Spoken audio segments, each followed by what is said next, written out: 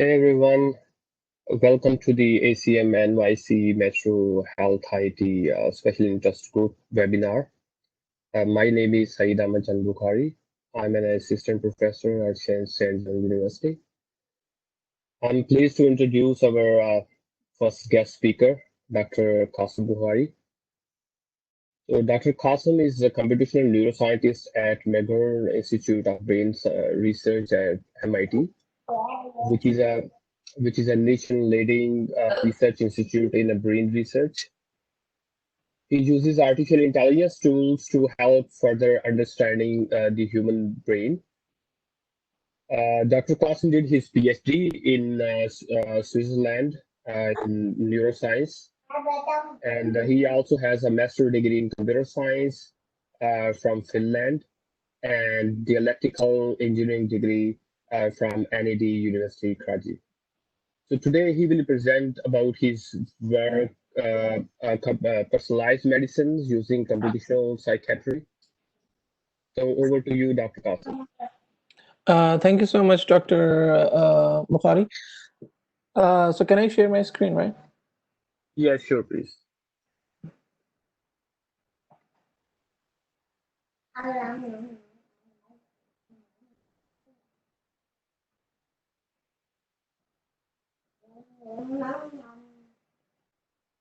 So do you see the screen okay? Yes. Okay, great. So I'm going to talk about the personalized medicine using computational psychiatry tools. So some of the tools that I'm developing at the Gab Lab at the MIT. So before this, Dr. Bukhari already introduced very well my background, but I just wanted to give you a more feeling so you know that where I'm coming from. So I have I have an electrical engineering degree from Pakistan. So it means that I did a lot of signal processing work. During my master's as well, I was more into signal processing, image processing area. For my PhD, I started moving to the biomedical imaging side, where I started working with the neuroscience data, neuroimaging data sets, with a little bit of machine learning. And then finally, for my postdoc, now I'm working with imaging and non-imaging data sets. But the focus now is more in the psychiatric data analytics.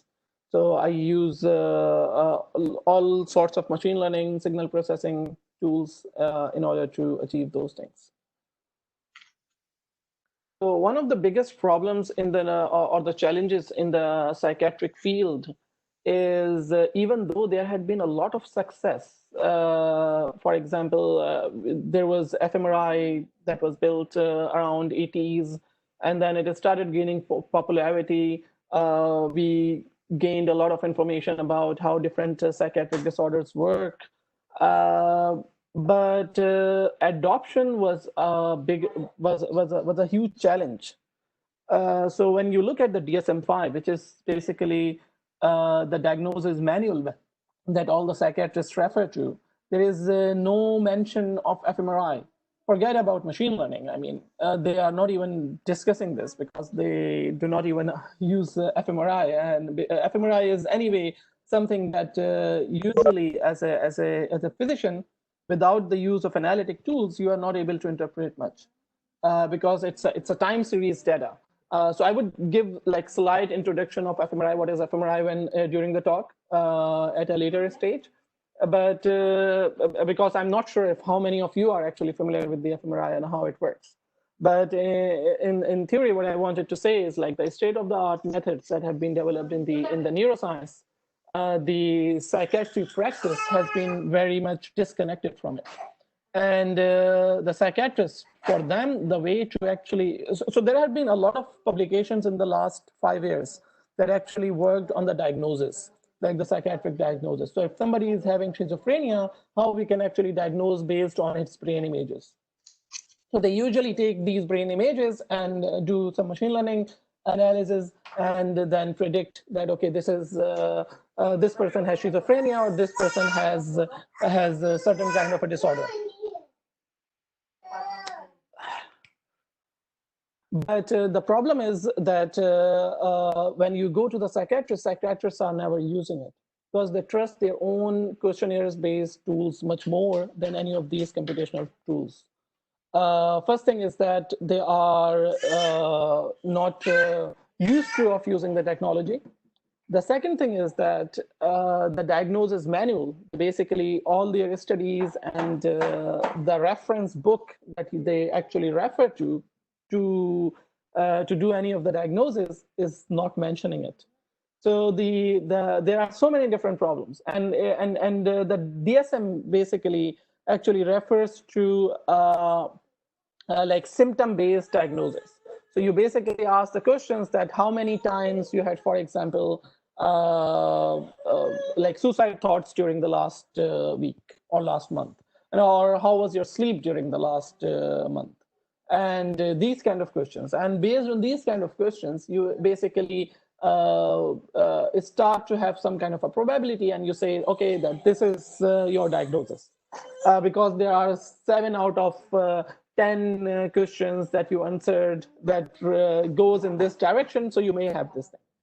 But then there are comorbidities, so which are also a complex issue. But this is the way that the psychiatrists are looking at. So this was this is a big challenge, right, for the whole field, and we are tackling this challenge through a very different approach. The way we do it is that we try to help the psychiatrists where they actually need the most help. So psychiatrists are able to obviously diagnose certain things very well, but in certain other cases, the psychiatrists actually have no clue. So one of those areas is actually personalized medicine and psychiatry.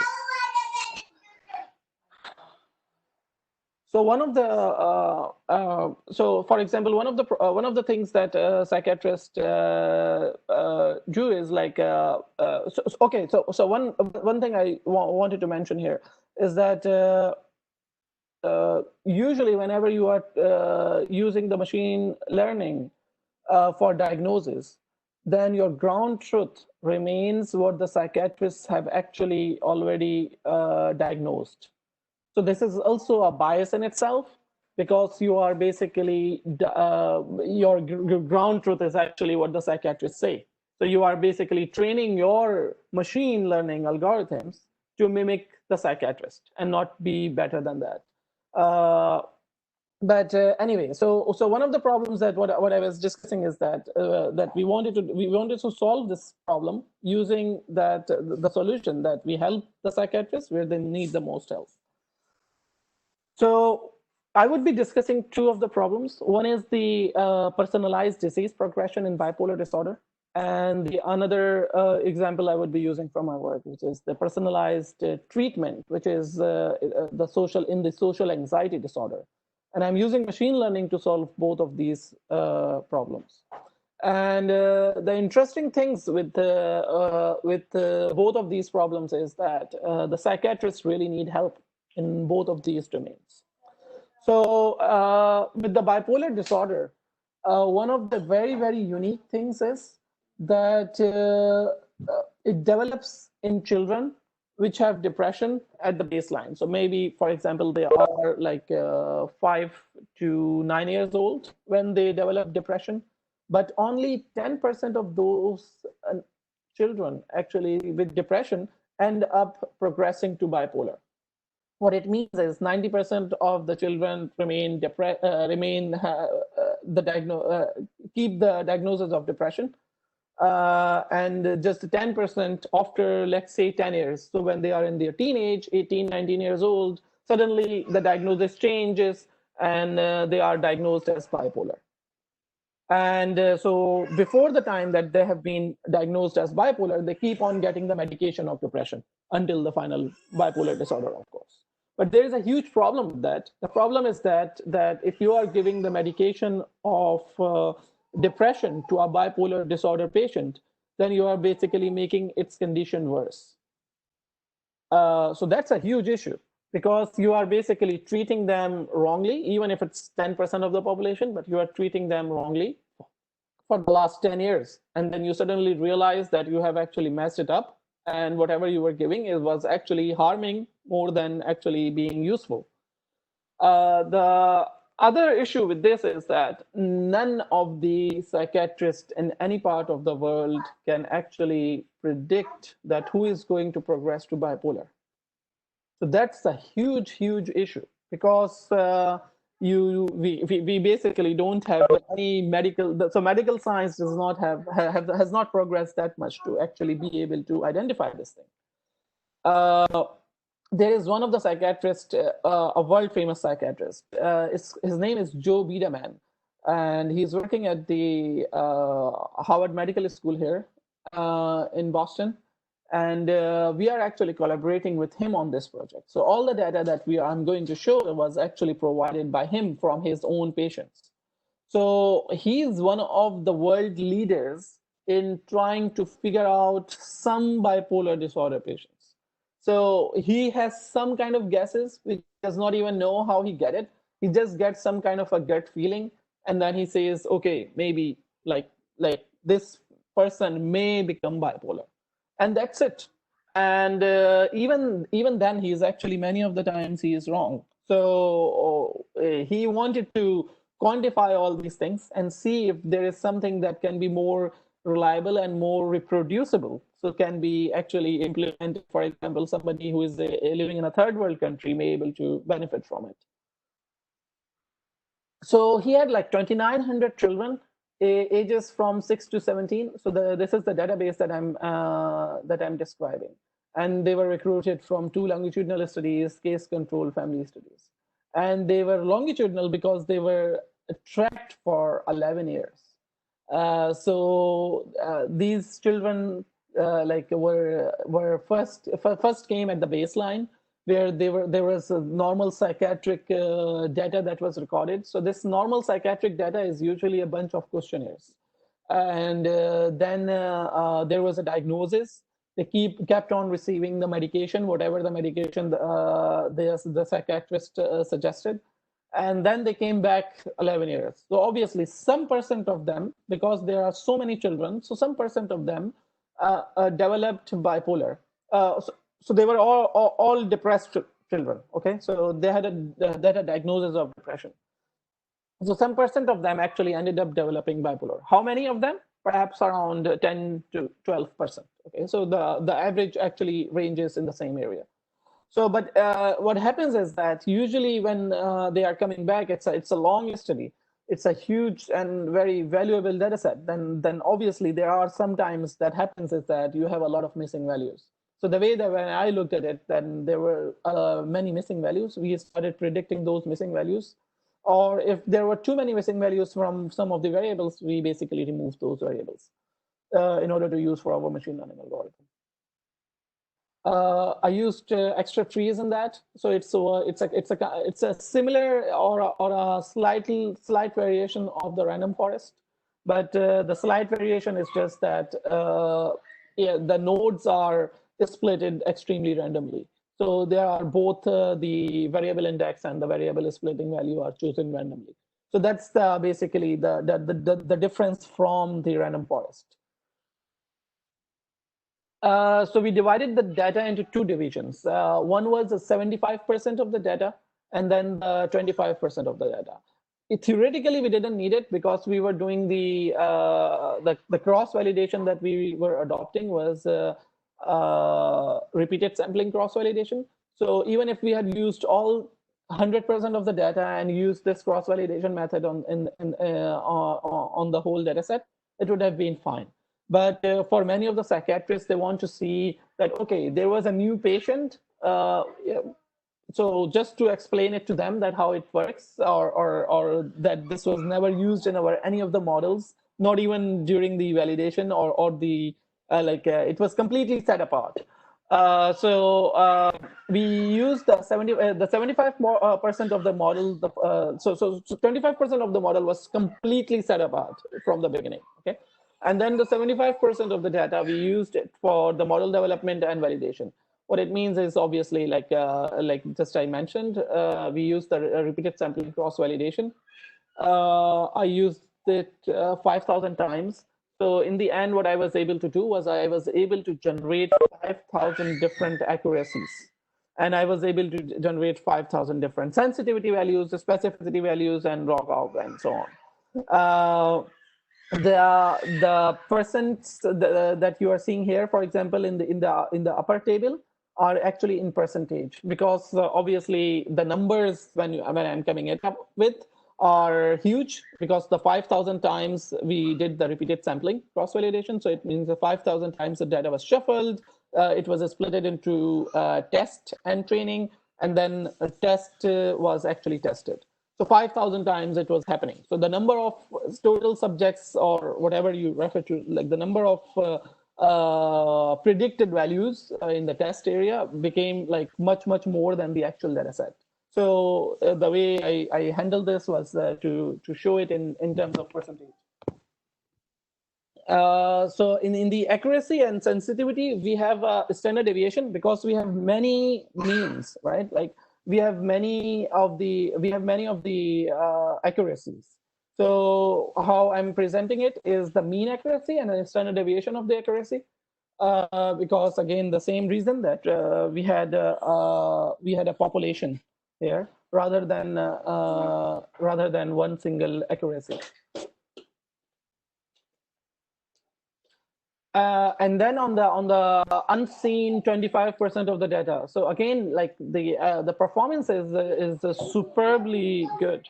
So not only we are able to predict the bipolar disorder patient, we are also like not only we are able to predict the depression patient, we are also able to predict the bipolar disorder patient correctly, which is actually more important because you want to identify the correct, like who is actually going to develop bipolar rather than who is going to keep on being depressed patient. So MDD here is the depression, major depression. So for example, I mean, the thing with the unbalanced data set is it's very important to look at the sensitivity and specificity values and the confusion matrix. Because, for example, if somebody was predicting everybody as that they would be keeping the depression, then they would already be achieving more than 85% accuracy, right? Like, but accuracy does not mean anything in that thing, because the thing that we want to look at is that how many bipolar patients are predicted correctly. So this is very important to be careful in working with these kind of unbalanced data sets.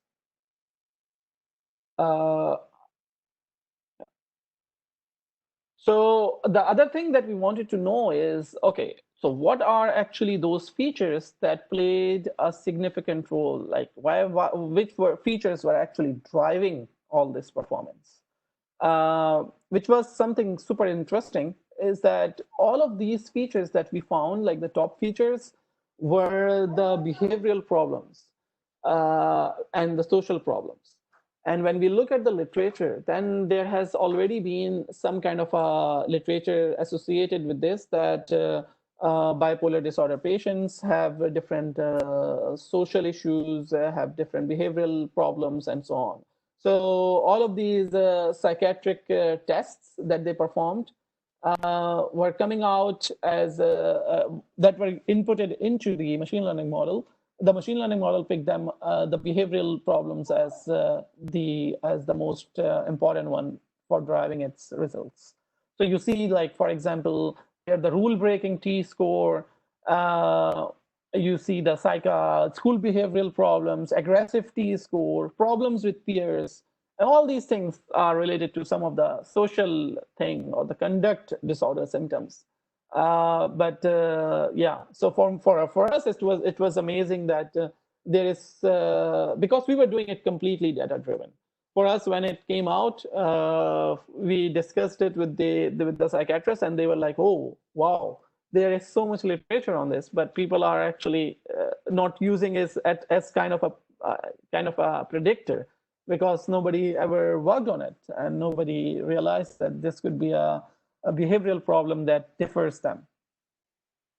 So this was something on this project.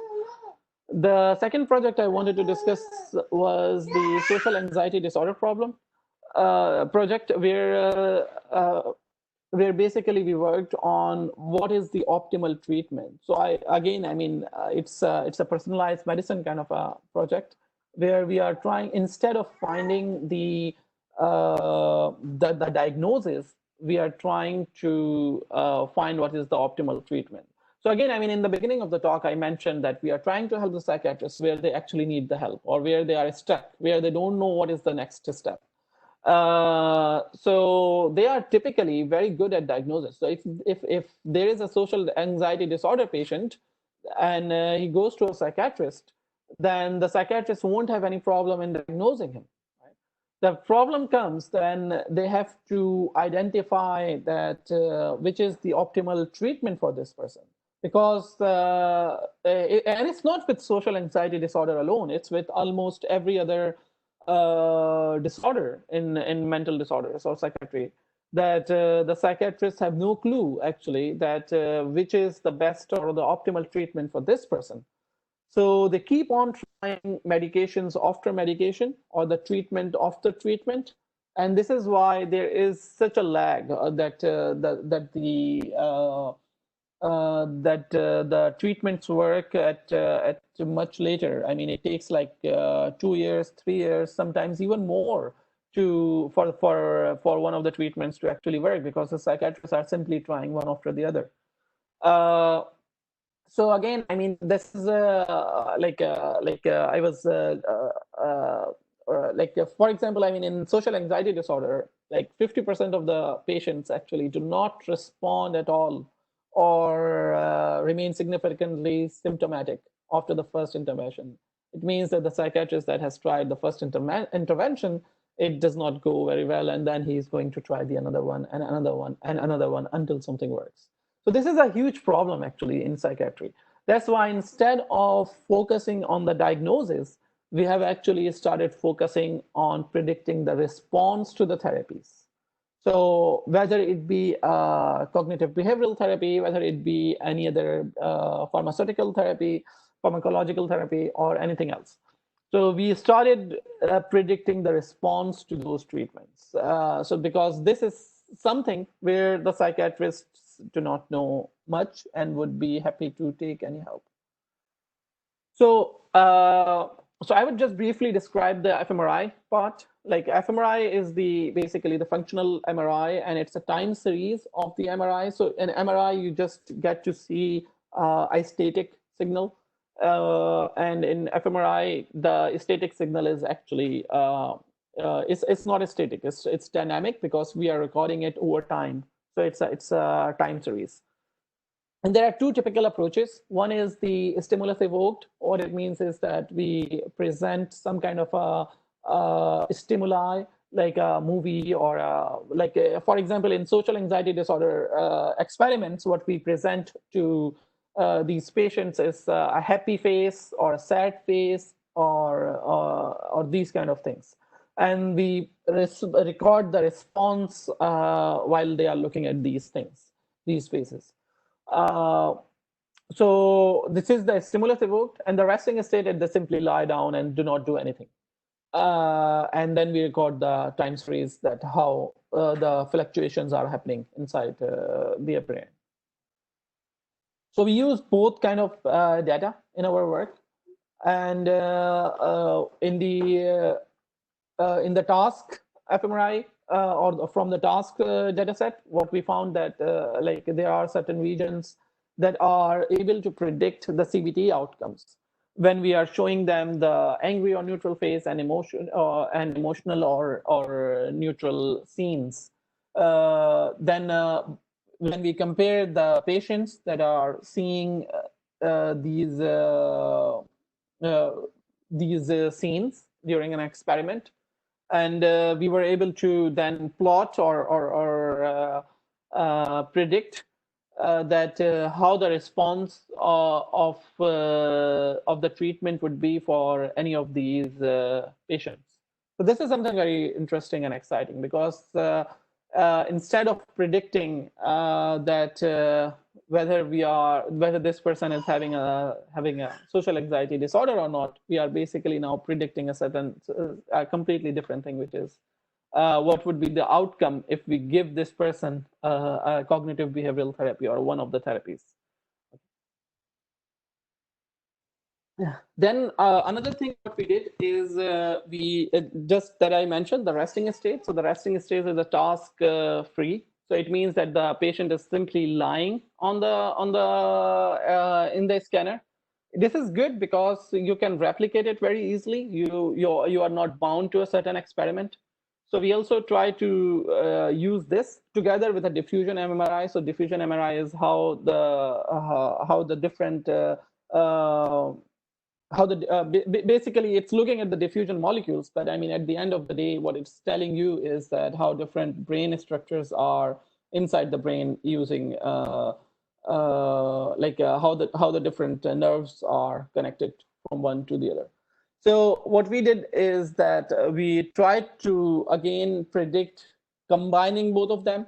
So LSAS is, if you look at the graph bar plot that is on the right side, then you see that there is an initial LSAS. So LSAS is the score through which we can identify that how severe is the social anxiety disorder of a certain person. So if somebody has a very severe social anxiety disorder and you give him a treatment, then it's most likely that this person is going to respond something. Like the improvement would be higher, for example. So because of this thing, this LSAS usually predicts. And we wanted to not use, so our outcome variable, that's why it does not become the LSAS score, the final LSAS, because the initial LSAS is always able to predict this final LSAS. Our outcome variable in this case, we try to do it as LSAS change. So the initial, the final minus the initial. So we are predicting that change. So the initial LSAS still predicts something, but you see that when we are able to combine the diffusion MRI data together with the resting state fMRI, obviously it gives a lot of variables, a lot of information. Then we can predict much better than any of those alone. So this is again like a huge progress and something which is very relevant to the field. But there was another question that whenever a psychiatric disorder patient is actually visiting the psychiatric clinic, it does not usually include neuroimaging. It's expensive and it's not practical for the psychiatrist to actually use it before giving the diagnosis. So what is actually the problem, the solution? I mean, how can we solve this thing? So what we thought is that what we can do is if we can work with the normal psychiatric assessments and then use those to predict which is the optimal treatment, that would be super practical. So we did was like we worked with 150 SAD patients again, pre and post treatment CBT, and we recorded their LSAS scores, outcome variable again, the change in LSAS. But this time the features that we are using are actually something which is very typical in a psychiatric clinic, like demographic information, patient history. They are usually filling it out when they are visiting a psychiatric psychiatric clinic for the first time. Clinician administered rating scales, like some of these patient self-report surveys.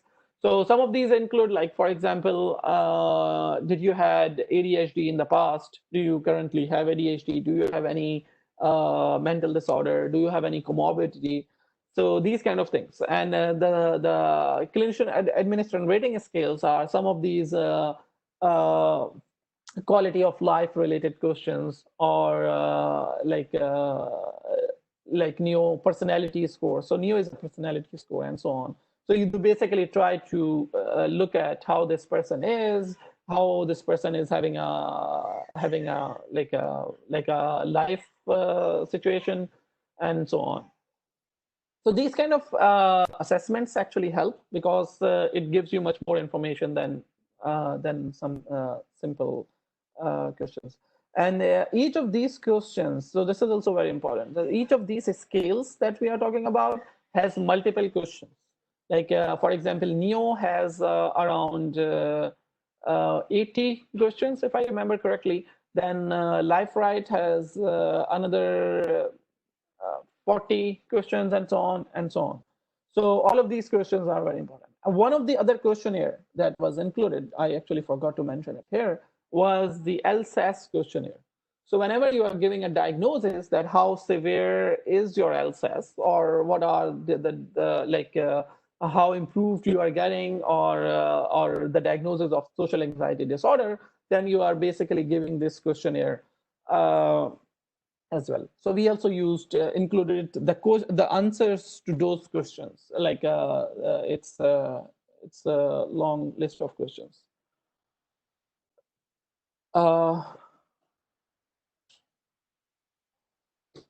And so what we did here was, sorry, just give me a second.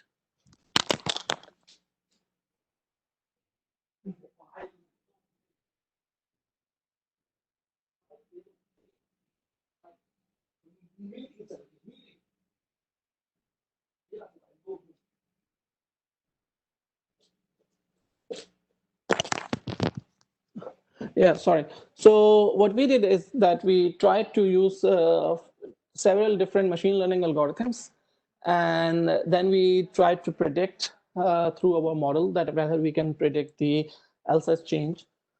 So for example, here we used ElasticNet, Lasso, Reg, and SVR. Again, like one of the important things to consider here is that this is a regression. So what we are doing is a continuous variable. It's a LSAS change. And each cell here is actually showing us that how different models compare to each other. And the diagonal is actually representing it compared to the null model.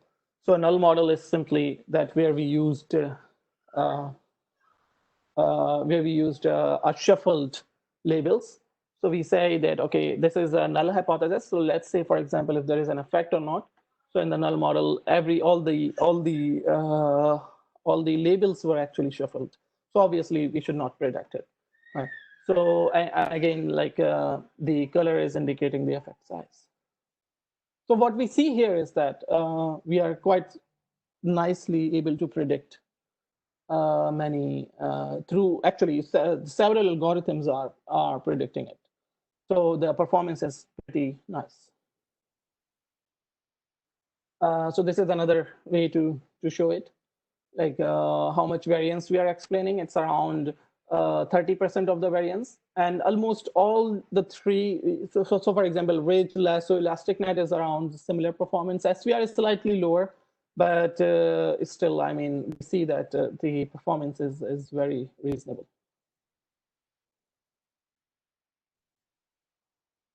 Another thing what we did is that we thought that, okay, which features are actually more important? And we used a very creative way to find it out this time. So you remember that we had many questionnaires, and each of the question, the answer to each of the question was actually getting inside as one of the features. So what we thought at how about we actually combine those as different combinations. So for example, if there is a NEO score, then it's NEO 1, NEO 2, and NEO 3, all the questionnaires of the NEO.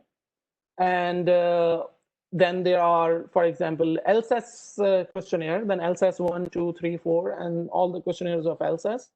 Demographic information, then demographic 1, 2, 3, 4, all the demographic information related things.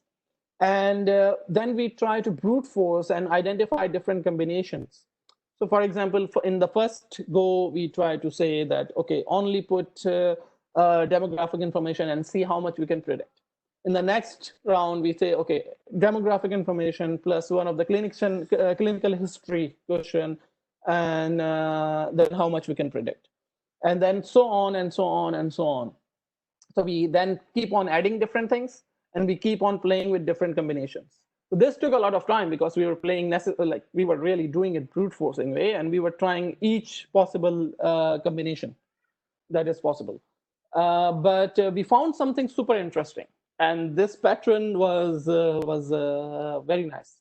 So what we found is that whenever there is LSAS missing, the LSAS questionnaire, remember the LSAS questionnaire which had many questions?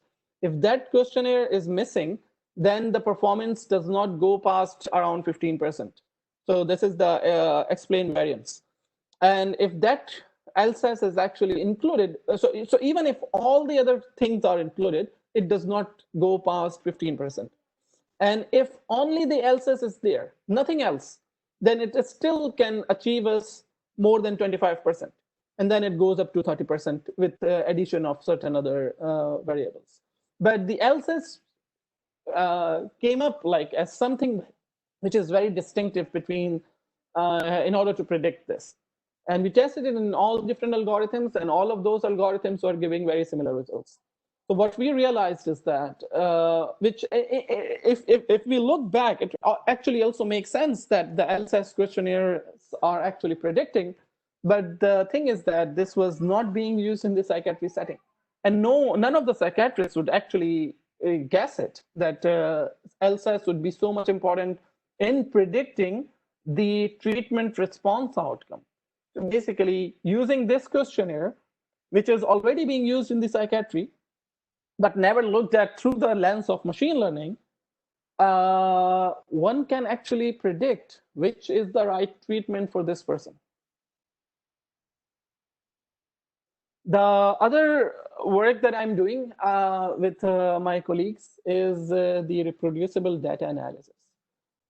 So one of the a few studies in recently came up, in PNS and human brain mapping, that that showed that there is a lot of false positives, and we need to somehow make our analysis much more reproducible. Obviously, there are many reasons that there are these false positives, and one of those reasons or challenges is that we have very different experimental conditions. So each person choose those experimental conditions the way they want, or the way they want to design the experiment. Then there are user-specified settings when we are doing the analysis. And then there are multiple softwares. Okay, so there are multiple softwares. The people use different softwares for different steps. And this keeps on going here and there. You use one software for one thing, the other for another thing, and so on. Then user-specific noise removal, your own way to store the data, and so on. So everything is just working in very decentralized fashion, and very is very separate from each other. So you cannot really compare one experiment, one result with the other result, which actually leads to the reproducible problem. So what we thought is that the solution is actually to start it from the very beginning. We go to a very structured directory that this is how you should actually structure all your data set, because then when the next steps come, all these settings and all these data would be automatically imported, and the next steps could be done. So for example, if you have the anatomical or the functional MRI data, then you are, and from different subjects, then this is how you should actually, from different sessions and different subjects, then this is how you should actually put it. The derivatives are actually your output. So for example, I will explain it in the next slide, but for example, if you are running some analysis, then this analysis output should be inside the derivatives. The dataset description should be there, which should show that what the dataset is about, and so on. The participants.tsv should show that which ones are patients and which ones are controls. So all these things are actually very informative, because everything can be stored inside one directory. And once this directory is read in a particular format, then everything related to this particular data could be automatically analyzed. So that's why then we move to the next step, which is the automatic pre-processing pipelines. So as I mentioned before, that but perhaps most of this is very foreign to you guys if you have not worked with the fMRI or the functional MRI datasets.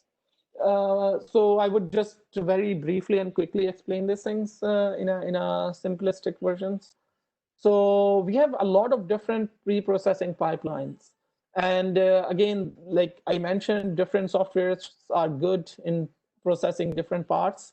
So we did what we did is like we made an open source NiFi based pipeline that runs through Docker or Singularity containers, because then it allows you to just use it as it is. You know, like you can just use that image and so on.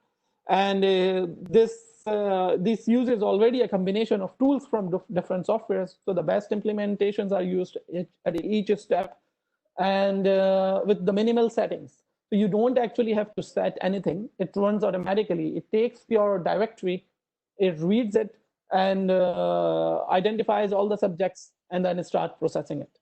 So you don't need to give it your input or many other settings that are typically given.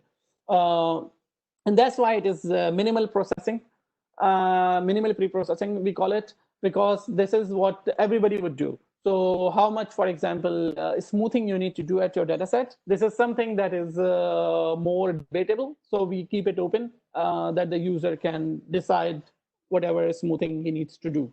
But everything else is kind of already established, because you are normalizing, you are doing certain other stuff that is more concrete, slice time correction and so on, that needs to be done in a certain way. So there are, you can just automate that part. Then the third part obviously comes that you have to remove the confounds removal, and you have to give the experimental design paradigm, because this is also very important that in the task fMRI, for example, there is an experiment that is done, and you have to actually now at this third stage, you have to give this your experimental design in order for the analysis to actually run further, because you have already done the pre-processing and so on. Now you do the design metrics in the experimental paradigm application. So this actually makes it, the whole of the data analysis very much reproducible, and anybody can use it. It's built for many different data sets, so it's not built to keep in mind that okay, it should work only on certain data sets and so on, but rather it is very broad things or parameters were used, so it can automatically try to identify local minimas and so on. And it can then try to analyze all these things accordingly in a very automatic way. So in summary, I've been doing a lot of feature selection, like some of the feature selections are very important in the reduction methods. I was not specifically showing it related to the fMRI data, but you see that like some of the fMRI data that we use experiments, and then where I was showing that how different resting state and analysis was actually done. It's all based on on different feature selections, and which is very important. Then we are not just interested in increased accuracy, but we are also interested in understanding the brain basis, that what is the underlying meaning. So for example, when you look at the first thing that I showed you, where we were getting the social behavioral problems, this was super important for us to know. In the second problem, in the social anxiety disorder, when we identified that there is actually this LSAS questionnaire that is very important, this was very important to know, because then you can actually implement this LSAS questionnaire in kind of in a regular visit, and you can use it inside the machine learning tool to actually start predicting what is the treatment response outcome. The proper validation is absolutely necessary. We need to be aware of the train test leakage. And for the validation, we typically use this cross randomized sampling, cross validation approach, because I mean, we are using it multiple times. So it kind of is a stratified shuffle split. If you're looking at the Python code, then it's a stratified shuffle split that we use, because it's multiple times. So we are making it unbiased as much as possible. And then we are trying to predict the treatment response outcome. So we are, well, in the bipolar case, it was diagnosis, but typically all our projects are based on the treatment response outcome. Bipolar was in a way unique, because this was something that we were predicting 10 years later, and the psychiatrists were not able to solve this diagnosis problem. But otherwise, most of the diagnosis problems in psychiatry are solved. So we don't work with this. We don't usually do the diagnosis prediction. So our focus is usually on the treatment response outcome prediction, not just for a social anxiety disorder, but for a certain other disorders as well. And what we are trying to do is that whatever methods and models that we are developing, we try to make them as much reproducible as possible. And yeah, I would just like to thank my colleagues, my mentor, John Gabrieli, Satrajit Ghosh, who is involved in this reproducible analysis pipeline, Suzanne, and other colleagues at the Gab Lab and ETS work. So thank you. Well, thank you so much, Dr. Bukhari. Very, very interesting talk. Now we have room for one or two questions. So Sure. if in the audience, if you guys have a question, you can speak to your mic or you can type.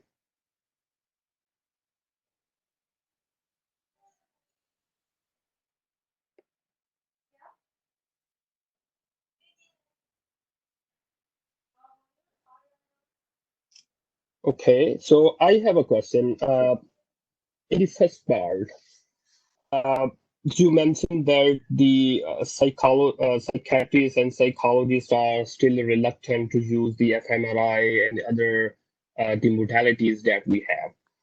Yeah. So how confident you are and how hopeful you are that in future they will these are all very good, and we see kind of the now the with the blessing of machine learning we see some uh, like the predictable future, but how long it will take and how hopeful you are that the psychiatrists, psychologists, practitioners, those who are working in hospitals will adapt this.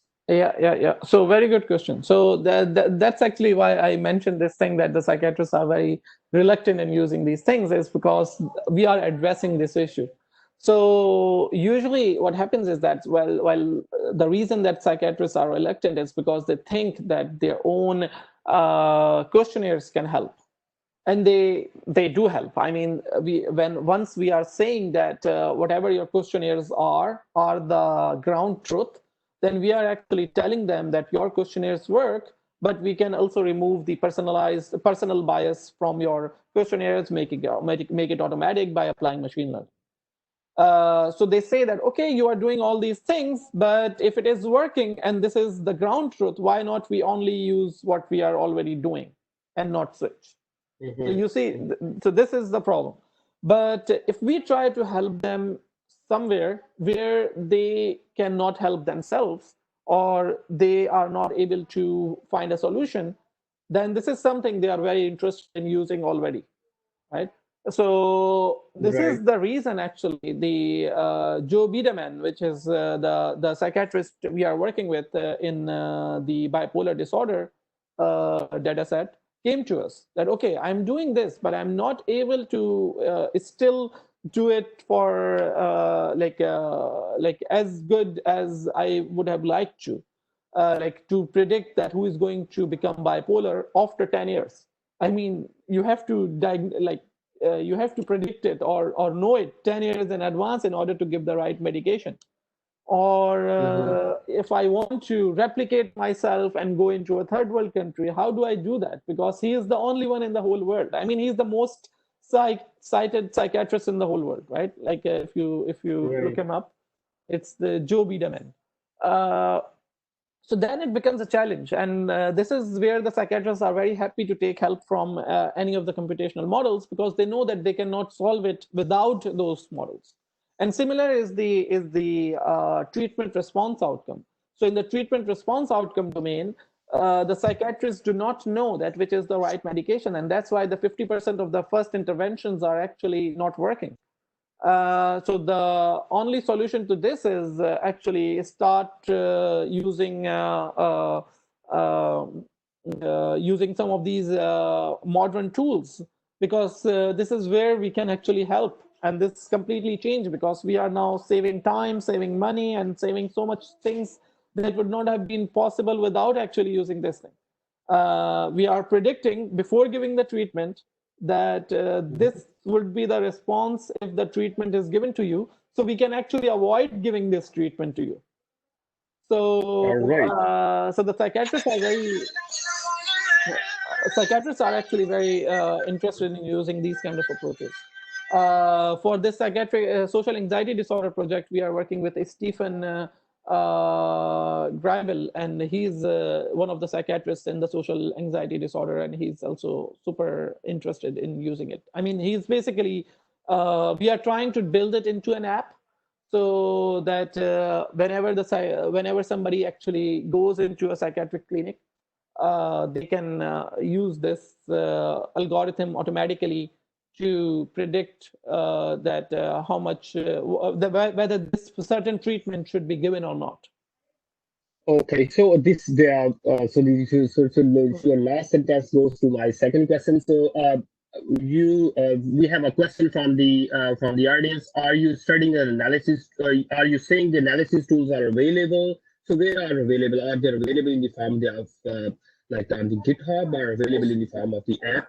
Yeah, so we have not made them available yet because some of these are patent pending, and some of this is already published and some of this is not published. Especially the social anxiety disorder using behavioral data is patent pending. So before we file the patent, we cannot publish and so on. So this is a complex bureaucratic process that we are going through. Makes sense. All right, and we have 3 minutes left, and we have our last questions from the audience. Are you willing to create a final product combining the questionnaires and your analysis tools to create a final product for the medical community to use, especially the third world countries?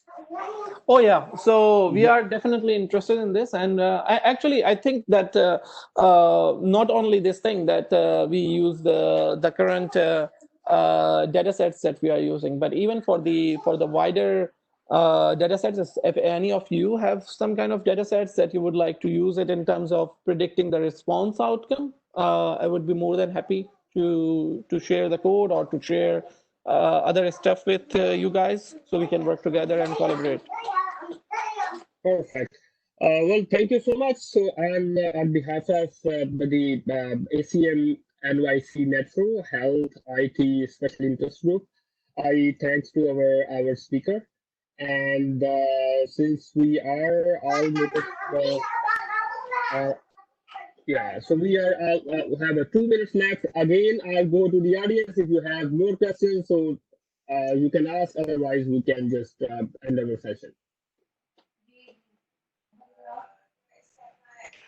All right, so thank you so much, audience and the speaker. So we'll end our session, and I will try to make these the slides and talk available on YouTube or through the ACM channel. So thank you so much. Thanks a lot. It was a pleasure, having talk at the ACM, and thank you so much for giving the opportunity. Thank you. Thanks a lot. Right.